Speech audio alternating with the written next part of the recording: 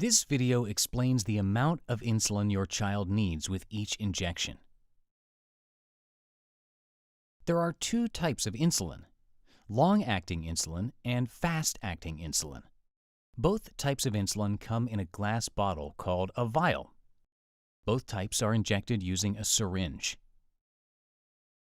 Insulin is measured in units, and you will see the unit numbers on the specific syringe that matches your insulin. This helps you draw up the right amount of insulin each time. You will give your child the same amount of long-acting insulin every day at the same time. So, for example, you might give 10 units every day at 7 p.m. But fast-acting insulin is different. The amount of fast-acting insulin may be different each time it is given. So, for example, you might give 4 units with breakfast, 6 units at lunch, and 5 units at dinner. This is because the fast-acting insulin does two different jobs: covering carbs and correcting high blood sugars. Most people eat different amounts of carbohydrates at each meal. The blood sugar level will also be different each time it is checked. You will use some basic math to tell you how much fast-acting insulin to give each time. Here is the insulin math worksheet. I'm going to show you how to fill it out.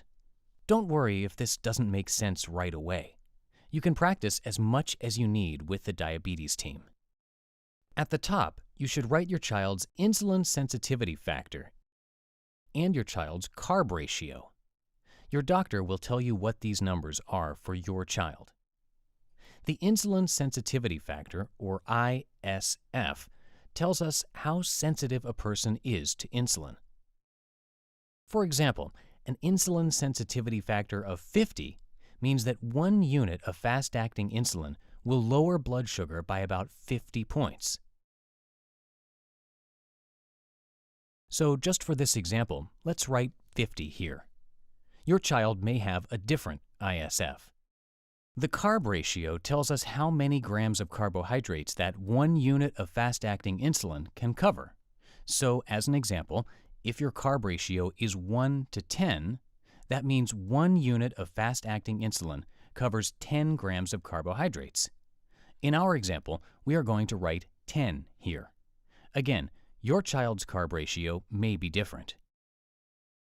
Now on to part 1, correcting high blood sugars. You will test your child's blood sugar and write that number here. For this example, let's pretend the reading was 300. On the next line, you write your child's top of target range number. For this example, let's say the target range is between 90 and 150. So the top of target range number is 150.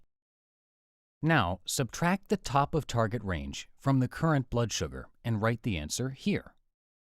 We are going to divide this number by the insulin sensitivity factor. For our example, this is 50.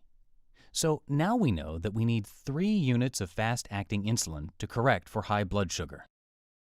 3 units of fast-acting insulin should bring the blood sugar down from 300 to the top of target range, which is 150. On to part 2, covering carbs. Carbohydrate counting is a skill explained in the video called Carbohydrates. For this example, let's just say you check the nutrition label and it says there are 30 grams of carbohydrates per serving. And your child is having 2 servings. So your child will be eating 60 grams of carbohydrates. Write 60 grams of carbs. On the next line, write the carb ratio. Remember, in our example, this is 10. One thing to know is that your child's carb ratio number may change as they get older. Then, we will divide the total carbs by the carb ratio. Here, that means we need 6 units of fast-acting insulin to cover the carbs in our example meal. Now we are at part 3. Add both insulin amounts together. Write the units of insulin to correct high blood sugar, and write the units for covering carbs. Add these two together, and we get the total amount of fast-acting insulin for the injection. Part 4 is for rounding to the nearest half or whole unit. You will be drawing up insulin using either half or whole units, so you might need to round up or round down in step 4.